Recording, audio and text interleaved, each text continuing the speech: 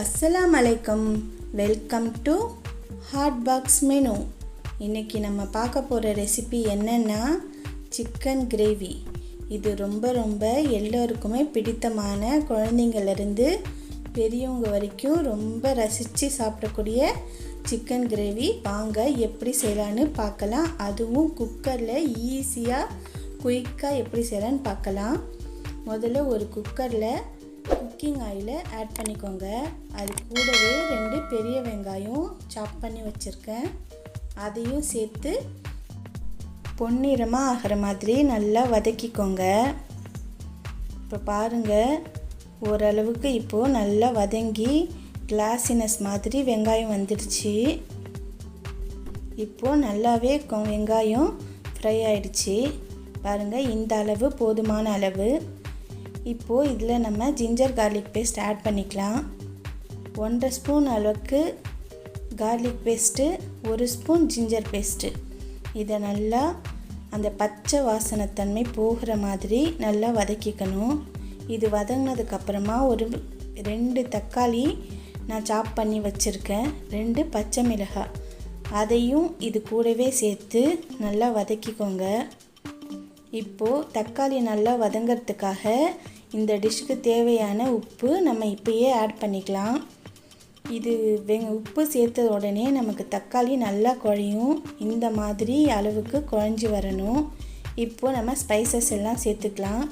மஞ்சள் தூள் 1/4 ஸ்பூன், மிளகாய்த்தூள் 1 ஸ்பூன், மல்லித்தூள் 1.5 ஸ்பூன், கரம் மசாலா 1/4 ஸ்பூன்.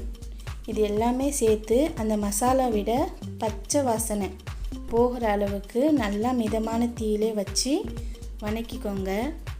இப்போது நான் ஒரு 1/2 kg சிக்கன் எடுத்து நல்லா வாஷ் பண்ணி வச்சுருக்கேன். கிரேவிக்காக மீடியம் பீசஸாக போட்டு வாங்கியிருக்கேன். இதை இந்த மசாலாவில் நம்ம ஆட் பண்ணிக்கலாம்.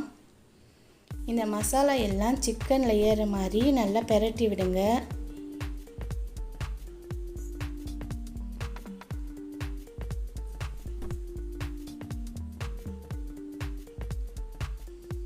இப்போது இந்த சிக்கன் இன்னும் சாஃப்டாக இருக்கிறதுக்காக நம்ம ஒரு 2 ஸ்பூன் அளவுக்கு தயிர் இது கூட சேர்த்துக்கலாம். அது வாசனைக்காக கொத்தமல்லி தழை இதையும் சேர்த்து நல்லா ஒரு மிக்ஸ் கொடுங்க. பாருங்கள், கலரே பார்க்க நமக்கு எப்படி இருக்குது பாருங்கள்.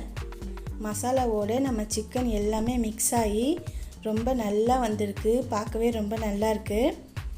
இப்போது இதுக்கு ஒரு 1/4 கப் அளவு, அதாவது ஒரு 4 டேபிள் ஸ்பூன் அளவுக்கு தண்ணி சேர்த்துக்கோங்க. அதுவே போதுமானது.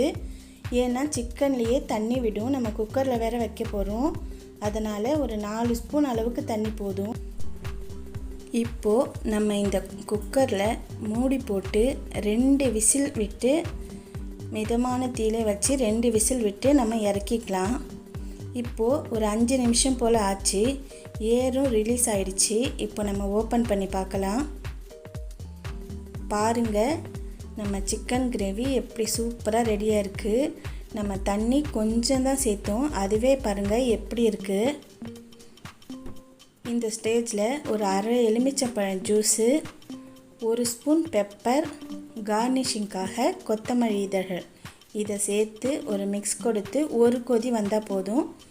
நம்ம குக்கரை ஆஃப் பண்ணிடலாம். பாருங்கள் எப்படி நம்ம சிக்கன் கிரேவி ரெடியாக இருக்குது. இது தோசை, இடியாப்பம், இட்லி, சப்பாத்தி, பரோட்டா இது கூட எல்லா கூடயுமே நல்லா மேட்ச் ஆகும். பாருங்கள், கரெக்டான பதத்தில் வெந்திருக்கு. திக்னஸும் கரெக்டாகவே இருக்குது. நான் இன்றைக்கி எங்கள் வீட்டில் ரசம், சாதம், ப்ளைன் ரைஸோடு நான் சர்வ் பண்ணியிருக்கேன். உங்கள் வீட்டில் நீங்களும் இந்த டிஷ்ஷை செஞ்சு உங்கள் ஃபேமிலி அண்ட் ஃப்ரெண்ட்ஸோடு சேர்ந்து என்ஜாய் பண்ணுங்கள். இந்த டிஷ் ரொம்பவே டேஸ்டியாக இருக்கும். நீங்களும் ஒரு மாதிரி உங்கள் வீட்டில் ட்ரை பண்ணி பாருங்கள். உங்களுக்கு இந்த டிஷ் பிடிச்சிருந்துச்சுன்னா, நான் சமைக்கிற விதம் உங்களுக்கு பிடிச்சிருந்துச்சுன்னா, எங்கள் சேனல் ஹாட் பாக்ஸ் மெனுக்கு லைக் பண்ணுங்கள், ஷேர் பண்ணுங்கள், கமெண்ட் பண்ணுங்கள். மறக்காமல் சப்ஸ்கிரைப் பண்ணுங்கள். மீண்டும் வேறொரு டிஷ்ஷோடு நான் உங்ககிட்ட மீட் பண்ணுறேன். Okay, bye friends.